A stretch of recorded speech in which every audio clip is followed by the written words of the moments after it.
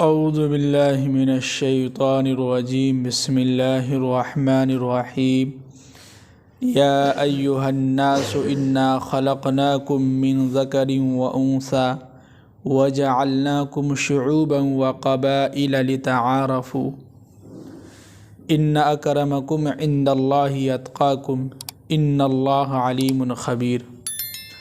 کل پچھلے آیت میں بات چل رہی تھی کہ اللہ تعالیٰ ایمان والوں سے مخاطب تھے اور کہہ رہے تھے کہ گمان جیسی بیماری، شک والا جو ہے بیماری، ان سب سے ہمیں بچنا چاہیے اور کسی کی جاسوسی نہیں کرنا چاہیے اور نہ کسی کی غیبت کرنا چاہیے۔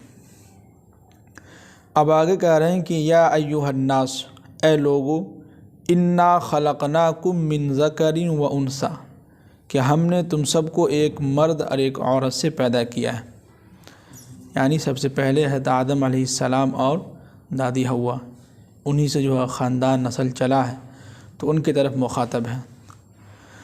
اب آگے کہہ رہے ہیں کہ وَجَعَلْنَاكُمْ شُعُوبًا وَقَبَائِلَ، اور ہم نے تم سب کو ایک قوم اور ایک خاندان میں بانٹ دیا ہے، تقسیم کر دیا ہے۔ کیوں؟ اس لیے کہ لتعارفوا، تاکہ تم ایک دوسرے کو پہچان سکو۔ کیا ہے؟ ایک دوسرے کو ہم لوگ پہچان سکیں۔ اب یہاں پر سمجھیے کہ اس دنیا کے اندر آپ دیکھے ہوں گے کہ سب کے سب انسان ہی ہے، چاہے وہ غیر مذاہب کا ہو یا کسی بھی مذہب سے تعلق رکھتا ہو، سب کے سب حضرت آدم علیہ السلام اور دادی حوا کے ہی نسل سے ہیں یہ لوگ۔ لیکن ان لوگوں نے دنیا کے اندر آنے کے بعد جو ہے قوم میں تبدیل ہو گئے، مذہب میں تبدیل ہو گئے۔ کسی نے کوئی مذہب کو اپنا لیا، کوئی جو ہے مسلمان بن گیا، کوئی غیر مذاہب میں بھی کئی طرح کے جو ہے بن گئے سب کے سب۔ تو یہ ہے۔ اور خاندان میں بھی دیکھیے کئی لوگ بٹ گئے، کوئی سید خاندان سے ہے، کوئی انصاری خاندان سے ہے، کوئی شیخ ہے، کوئی پٹھان ہے، کوئی خان ہے۔ یہ سب جو ہے ذات میں، خاندان میں ہم لوگ کیا ہے، اللہ نے ہم لوگوں کو بانٹ دیا ہے۔ اب ہمارے ذہن میں یہ سوال ہو سکتا ہے کہ بھائی اللہ نے کیوں ہم لوگوں کو بانٹ دیا؟ تو قرآن نے کہا کہ لتعارفوا، تاکہ تم ایک دوسرے کو پہچان سکو۔ جیسے کہ مان لیجیے محلے کے اندر دو آدمی کا نام عبداللہ ہے، ایک جو ہے انصاری ہے اور ایک جو ہے پٹھان ہے یا خان ہے۔ اب اگر کوئی آدمی آپ سے پوچھے کہ ہم کو عبداللہ صاحب سے ملنا ہے، تو آپ پوچھیے اگر کون سا عبداللہ، انصاری والا یا خان والا عبداللہ؟ اگر وہ کہے گا کہ نہیں ہم کو عبداللہ انصاری سے ملنا ہے، تب آپ ان کو صحیح پتہ بتلائیے گا۔ پہچان ہوئی کہ نہیں اس سے؟ تو وہی ہے کہ لتعارفوا، تاکہ تم ایک دوسرے کو کیا کرو، پہچان سکو۔ یہ دیکھیے اللہ نے کیا سمجھیے کہ لوگوں کو بانٹ دیا ہے اور اس طرح سے تقسیم کر دیا ہے تاکہ ہم ایک دوسرے کو پہچان سکیں۔ اب آگے کہہ رہے ہیں کہ ان اکرمکم عند اللہ اتقاکم۔ اب یہ ہے کہ ان میں سے، تم میں سے کون سب سے زیادہ اللہ کے نزدیک عزت والا ہے؟ تو وہ یہ ہے کہ اتقاکم، جو تم میں سب سے زیادہ متقی ہوگا، پرہیزگار ہوگا، وہ سب سے زیادہ عزت والا ہے اللہ کے نزدیک۔ اور دنیا کی انسان کیا کہتا ہے؟ جس کے پاس پیسہ ہے، شہرت ہے، وہ انسان کیا ہے؟ عزت والا ہے، کامیاب انسان ہے۔ جبکہ اللہ تعالیٰ کہہ رہے ہیں کہ عزت کس میں ہے؟ تقویٰ میں ہے، پرہیزگاری میں ہے، گناہوں سے بچنے میں ہے۔ جی، تو اصل میں ہم لوگوں کے دماغ میں جو ہے دنیا داری، اور یہ سمجھیے کہ دنیا کے اسباب ہم لوگ دیکھ رہے ہیں۔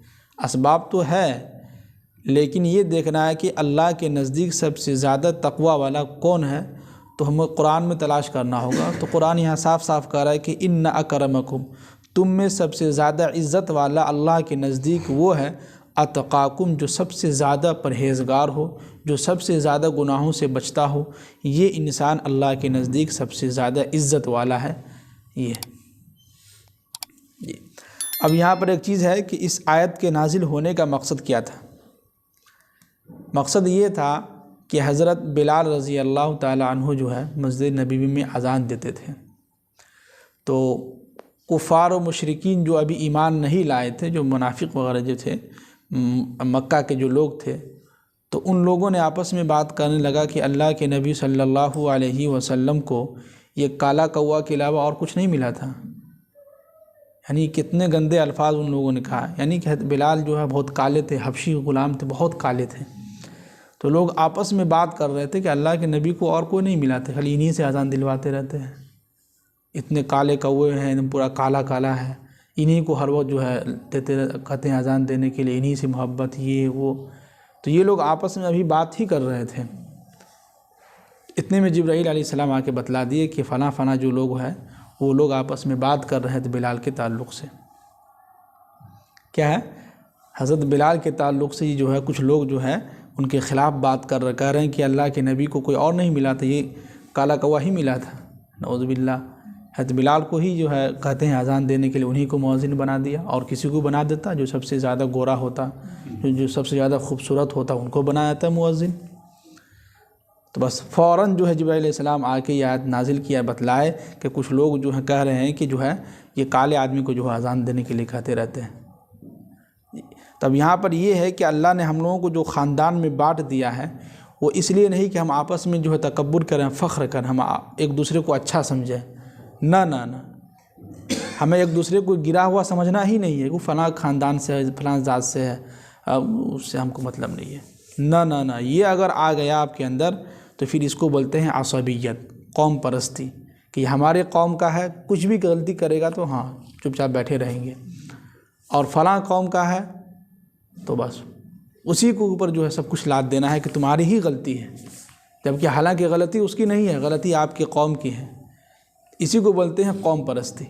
تو اللہ تعالیٰ نے یہاں پہ صاف صاف کہا کہ ہم نے تم لوگوں کو جو خاندان میں اور قوم میں جو بانٹ دیا ہے وہ اس لیے نہیں کہ تم میں سے جو اچھے خاندان کا وہ اچھا ہے، جو نیچے خاندان کا وہ خراب ہے. نہ نہ نہ، بلکہ لتعارفوا، تاکہ تم ایک دوسرے کو پہچان سکو، بس یہی مقصد تھا. اس لیے ہم لوگوں کو بھی انہیں سمجھنا ہے کہ ہم لوگ جو ہیں ہمارے خاندان سے وہ نہیں ہے، ہمارے قبیلے سے نہیں ہے، ہمارے ذات کا نہیں ہے، اس سے کوئی مطلب نہیں. نہ نہ نہ، کوئی بھی انسان ہو، کوئی بھی غلطی کرے، اس کو ہمیں ڈانٹنا چاہیے، بتانا چاہیے، کسی کی بھی غلطی ہو. جی اب آگے کہہ رہے ہیں کہ ان اللہ علیم خبیر، بے شک اللہ تعالی جانتا ہے اور ہر چیز سے باخبر ہے، سب کچھ دیکھ رہا ہے، سب کچھ معلوم ہے. وہ کیا ہے اللہ تعالیٰ؟ ان اللہ علیم خبیر.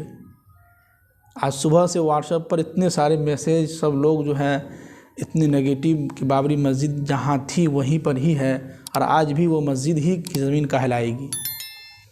مسلم پرسنل لا بورڈ سے بھی یہ اعلان، بہت سارے تنظیمیں جو اعلان نکالتے رہتے ہیں. تو خلاصہ کلام قرآن دیکھی جگہ جگہ پر ایمان والوں کو مخاطب کر رہا ہے. ابھی پیچھے گزرا ہے نا صلح حدیبیہ کے بارے میں، کفار نے کیا کہا تھا کہ اس سال آپ عمرہ کرنے کے لیے نہیں آئیں گے، روک دیا تھا. اللہ کے نبی نے کہا کوئی بات نہیں ہے، صبر کر لیتے ہیں، معاہدہ کر لیتے ہیں. تو قرآن نے جگہ جگہ پر جہاں جہاں اللہ کے نبی صلی اللہ علیہ وسلم جب تک مکہ میں رہے، مکے کے اندر جتنی بھی صورتیں نازل ہوئی ہے سب کے اندر اللہ تعالیٰ کہہ رہے ہیں کہ فصبروا، صبر کیجیے. آپ جب مدینہ گئے ہیں تو دیکھیے کہ دھیرے دھیرے مکہ بھی فتح کر لیے.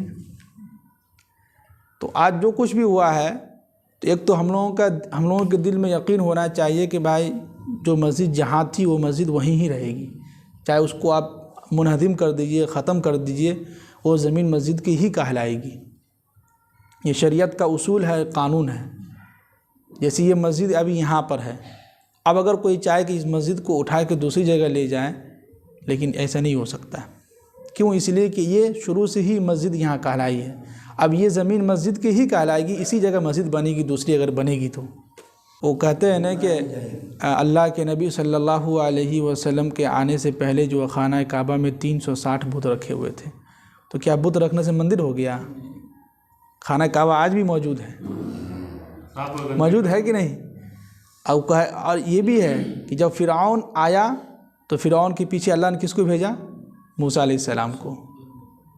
کوئی بات نہیں ہے، ابھی فرعون بنا ہوا تو کسی نہ کسی کو اللہ تعالیٰ موسیٰ بنا کے بھیجے گا. اللہ تعالیٰ قرآن نے کہا کہ وَتِلْكَ الْأَيَّامُ نُدَاوِلُهَا بَيْنَ النَّاسِ، کہ وَتِلْكَ الْأَيَّامُ نُدَاوِلُهَا بَيْنَ النَّاسِ، یہ زمانے کی جو گردشیں ہیں یہ چلتی رہیں گی. آج ان کی خوشی ہے، کل ہو سکتا ہے اس کے اوپر کوئی ایسا مصیبت آئے گا کہ پھر وہ کل پچھتائے گا. تو اس زمانے کی گردش ہوتے رہتا ہے. تو ہم لوگوں کو مایوس بالکل نہیں ہونا ہے. ہاں افسوس ہے کہ آج جو کچھ بھی ہوا بہت افسوس ہوا، بہت سارے لوگوں کی کامنٹس بھی آئے، بہت سارے علماء کرام نے بیان بھی دیا، بہت افسوس ہوا. لیکن ہم لوگ صبر ہی کر سکتے ہیں اور کچھ بھی نہیں کر سکتے ہیں. اور اس صبر کا پھل انشاءاللہ آگے چل کے کچھ نہ کچھ اس کا پھل ملے گا اچھا. تو ہم لوگوں کو اس میں کوئی گھبرانے کی ٹینشن لینے کی ضرورت نہیں ہے. وہ کہتے ہیں نا کہ سلطان محمود غزنوی جو ہے انہوں نے اپنے ایک غلام کو ایاز جو تھا اس کو ایک انگوٹھی دیا اور کہا کہ اس انگوٹھی پہ ایسا کچھ لکھو کہ اگر میں غمگین ہوں تو اس کو دیکھ کے میں خوش ہو جاؤں، اگر میں خوش رہوں اس کو دیکھ کے میں غمگین ہو جاؤں. تو ایاز محمود نے اس انگوٹھی پہ لکھ دیا کہ یہ وقت بھی گزر جائے گا. کیا لکھا؟ یہ وقت بھی گزر جائے گا. کیا مطلب کہ اگر آپ خوشی ہیں تو کوئی ضروری نہیں ہے کہ 24 گھنٹے آپ خوش ہی رہیے گا. ایسا نہیں کہ ساری زندگی آپ خوش ہی رہیے گا. اگر آپ غم میں ہیں تو کوئی ضروری نہیں ہے کہ 24 گھنٹے آپ غم میں ہی ہیں. تو ٹھیک ہے اسی طرح یہ دنیا جو چل رہی ہے نا، یہ سمجھیے کہ آنے جانے والی چیز ہے. آتے جاتے سرکار سے ہمیں کیا لینا دینا ہے. یہ آج ان کی حکومت ہے، کل ہو سکتا ہو جب فرعون آیا تو فرعون کے بدلے میں ان کو ختم کرنے کے لیے کس کو بھیجا اللہ نے؟ موسیٰ علیہ السلام کو. تو اب ان کی حکومت ہے، کرنے دیجیے. اور لوگ بتا رہے ہیں کہ شروع ہندوستان سے شروع ہوا، ہند پاکستان سے ہی شروع ہوا. تو اس دونوں آیت میں سمجھیے کہ اللہ تعالیٰ ایک تو سب سے اہم یہ ہے کہ اللہ نے ہم سب لوگوں کو جو بانٹا ہے قوم میں، خاندان میں، یہ اس لیے بانٹا ہے کہ تاکہ ہماری اور آپ کی پہچان ہو سکے. بس جیسے کہتے ہیں نا کہ فلاں آدمی مسلمان ہے، ایک پہچان ہے نام سے، نام کی وجہ سے انسان سمجھ جاتا ہے کہ ہاں مسلمان ہے. اور اسی نام سے کوئی بتا دے تو سمجھ جاتے ہیں کہ یہ غیر مذاہب کے لوگ ہیں. پھر اس کے بعد نام میں بھی ایک ذات ہو گیا ہے، جو ہے کوئی خان ہے، کوئی سید ہے، کوئی پٹھان ہے، کوئی انصاری ہے، کوئی شیخ ہے. تو اسی نام کی وجہ سے، اسی ذات کی وجہ سے انسان کیا ہے، پہچان لیتا ہے کہ نہیں فلاں صاحب جو ہے انصاری ہے، فلاں صاحب شیخ ہے، تو ہمیں ان سے ملنا ہے. بس یہی ہے، باقی کوئی اونچے نیچے نہیں ہے. اس لیے قرآن نے آگے فوراً کہا کہ تم میں سے سب سے زیادہ اللہ کے نزدیک عزت والا وہ ہے جو سب سے زیادہ کیا ہے، تقویٰ والا ہے، پرہیزگار ہے، متقی ہے. یہ سب سے زیادہ اللہ کے نزدیک جو عزت والا ہے. بس یہی. اللہ تعالی ہم سب کو عمل کرنے کی توفیق نصیب فرمائے. آمین. ثم اللہ بحمدہ.